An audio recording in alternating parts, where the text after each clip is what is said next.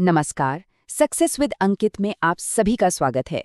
आज हम एक बहुत ही इम्पोर्टेंट टॉपिक उत्तर प्रदेश की नदियाँ इसको समझने वाले हैं, और वो भी कुछ बहुत ही स्मार्ट ट्रिक्स के साथ जो आपके एग्जाम में सीधे सीधे काम आएंगी। सर, नदियों वाला टॉपिक तो हमेशा ही कंफ्यूज कर देता है। इतनी सारी नदियां हैं, कौन सी कहाँ से निकल रही है, कौन किसकी सहायक नदी है, सब मिक्स हो जाता है। बिल्कुल सही कहा। और देखो, यही सबसे बड़ी गलती है जो ज्यादातर लोग करते हैं। अगर हम बस गंगा, यमुना, घाघरा, चंबल ऐसे रैंडम नाम रटना शुरू कर देंगे तो कंफ्यूजन होना तो पक्का है। ये तरीका ही गलत है। तो सवाल उठता है कि फिर सही तरीका है क्या? देखिए, सबसे बेस्ट और लॉजिकल मेथड है नदियों को उनके उद्गम मतलब उनके ओरिजिन पॉइंट के हिसाब से क्लासिफाई करना। इससे क्या होता है, हमारे दिमाग में एक मेंटल मैप सा बन जाता है और फिर सब कुछ याद रखना बहुत आसान हो जाता है। तो इसी आधार पर हम उत्तर प्रदेश की सारी नदियों को 3 मेन कैटेगरीज में बांट सकते हैं। पहली है हिमालयी नदियां, दूसरी है मैदानी नदियां और तीसरी है पठारी नदियां। बस ये 3 हिस्से। जी सर, इस तरह से तो पूरा रिवर सिस्टम समझना काफी आसान लग रहा है। तो चलिए पहली कैटेगरी देखते हैं, हिमालयी नदियां। अब जैसा कि नाम से ही साफ है, ये वो नदियां हैं जो हिमालय के बड़े बड़े ग्लेशियरों से निकलती हैं। और क्योंकि ग्लेशियर पिघलते रहते हैं, इनमें साल भर पानी रहता है। इसीलिए इन्हें हम सदाबहार या पेरेनियल रिवर्स भी कहते हैं। गंगा, यमुना, शारदा, रामगंगा और घाघरा, ये सब इसी में आती हैं। अब आते हैं दूसरी कैटेगरी पर, मैदानी नदियां। ये नदियां थोड़ी अलग हैं। ये किसी पहाड़ या ग्लेशियर से नहीं, बल्कि प्लेन एरिया की झीलों, तालाबों या दलदली जमीन से निकलती हैं। यही वजह है कि गर्मियों में इनका पानी काफी कम हो जाता है। गोमती, वरुणा और पांडु इसके सबसे अच्छे उदाहरण हैं। और हमारी तीसरी और आखिरी कैटेगरी है पठारी नदियों की। ये नदियां दक्षिण के पठारी हिस्से, खासकर विंध्य पर्वत से निकलकर उत्तर की तरफ बहती हैं और गंगा यमुना सिस्टम में मिल जाती हैं। ये ज्यादातर मौसमी होती हैं, मतलब गर्मियों में या तो पानी बहुत कम हो जाता है या कभी-कभी सूख भी जाती हैं। चंबल, बेतवा, केन, सोन ये सब इसकी प्रमुख नदियां हैं। चलिए अब बात करते हैं प्रदेश की सबसे महत्वपूर्ण नदी गंगा की। गंगा को उत्तर प्रदेश की रीढ़ की हड्डी भी कहा जाता है। इसका उद्गम होता है गंगोत्री ग्लेशियर से, जहां इसे भागीरथी के नाम से जाना जाता है। इसकी टोटल लंबाई लगभग 2525 किलोमीटर है और इसमें से एक बड़ा हिस्सा, करीब 1140 किलोमीटर, ये उत्तर प्रदेश में तय करती है। अब एक ऐसा सवाल जो एग्जाम में बार बार पूछा जाता है, गंगा यूपी में कहाँ से घुसती है और कहाँ से निकलती है? इसके लिए एक जबरदस्त ट्रिक है। बस बी से बी कनेक्शन याद रखिए। गंगा बी यानी बिजनौर जिले से यूपी में एंटर करती है और बी यानी बलिया जिले से बाहर निकल जाती है। वाह सर, बी से बिजनौर और बी से बलिया, ये तो सच में बहुत आसान है। अब ये सवाल कभी गलत नहीं होगा। चलिए अब गंगा की लेफ्ट बैंक ट्रिब्यूटरीज यानी बाएं तट की सहायक नदियों का पश्चिम से पूर्व का सही क्रम याद करते हैं। इसके लिए एक मजेदार लाइन है, राम को गोमती का घाघरा गंदा लगा। यहाँ राम से रामगंगा, फिर गोमती, फिर घाघरा और गंदा से गंडक। बस एक लाइन और चारों नदियां सीक्वेंस में याद। गंगा सिर्फ हमारी आस्था का प्रतीक नहीं है, बल्कि ये प्रदेश की इकोनॉमिक लाइफलाइन भी है। जो हमारा नेशनल वाटरवे नंबर 1 है यानी राष्ट्रीय जल मार्ग 1, वो इसी नदी पर है।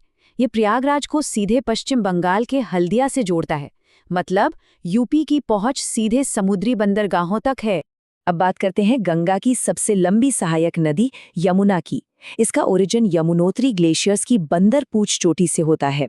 उत्तर प्रदेश में ये सहारनपुर जिले से एंट्री लेती है और आगरा, मथुरा, इटावा जैसे कई बड़े शहर इसी के किनारे बसे हुए हैं। यमुना की जो पठारी सहायक नदियां हैं, उनको ईस्ट से वेस्ट के क्रम में याद रखने के लिए भी एक बहुत ही आसान कोड है, केबीसी। जी हाँ, कौन बनेगा करोड़पति वाला केबीसी। यहाँ के से है केन, बी से है बेतवा और सी से है चंबल। कितना सिंपल है, केन, बेतवा, चंबल। गोमती नदी अपने आप में बहुत यूनिक है और इसका यूनिक होना इस बात में है कि ये किसी पहाड़ या ग्लेशियर से नहीं निकलती, बल्कि पीलीभीत जिले में एक झील है, फुलर झील, वहां से इसका उद्गम होता है। ये एक परफेक्ट मैदानी नदी है और हाँ, प्रदेश की राजधानी लखनऊ इसी के किनारे है। अच्छा, अब बेतवा नदी और उस पर बने इम्पोर्टेंट डैम्स की ट्रिक देखते हैं। बस एक छोटी सी कहानी याद रखिए। बेटा माता का टीका लगाकर राज करेगा।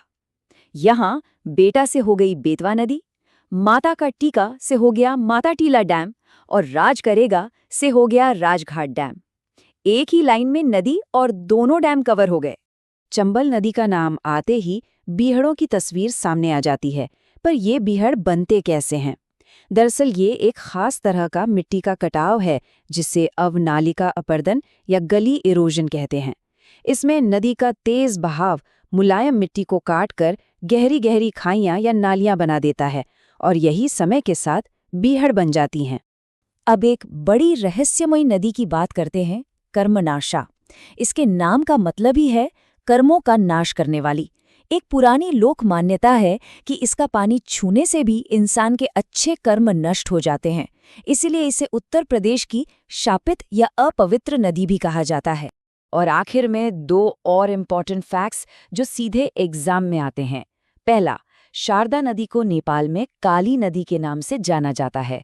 और दूसरा, भारत की जो पहली नदी जोड़ो परियोजना है वो केन बेतवा लिंक प्रोजेक्ट ही है जो उत्तर प्रदेश और मध्य प्रदेश को आपस में जोड़ती है।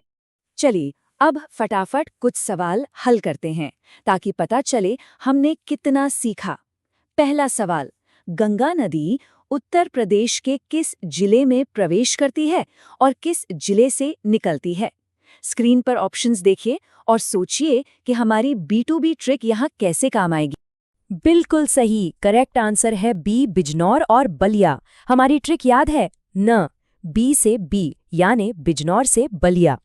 अगला सवाल, बेटा माता का टीका लगाकर राज करेगा। ये ट्रिक किस नदी और उसके बांधों से जुड़ी है? ध्यान से ऑप्शंस देखिए और उस छोटी सी कहानी को याद कीजिए।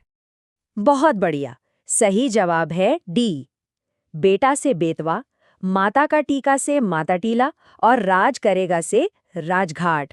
देखा, ट्रिक से जवाब देना कितना आसान हो जाता है। और ये रहा आज का आखिरी सवाल, उत्तर प्रदेश की कौन सी प्रमुख नदी किसी पहाड़ या ग्लेशियर के बजाय मैदानी भाग की एक झील से निकलती है? हमने इसकी यूनिक ओरिजिन के बारे में बात की थी। इसका सही जवाब है सी, गोमती। तो चलिए एक नज़र में सब कुछ रिवाइज कर लेते हैं। हमने नदियों को 3 हिस्सों में बांटा, हिमालयी, मैदानी और पठारी। गंगा की एंट्री एग्जिट के लिए B2B ट्रिक, गंगा की सहायक नदियों के लिए राम को गोमती का घाघरा वाली लाइन और यमुना के लिए KBC कोड। इसके साथ ही हमने बेतवा के बांधों की ट्रिक और गोमती के अनोखे उद्गम को भी समझा। ये मेन पॉइंट्स आपको बिल्कुल नहीं भूलने हैं। तो आज की हमारी इस चर्चा का यही निचोड़ है।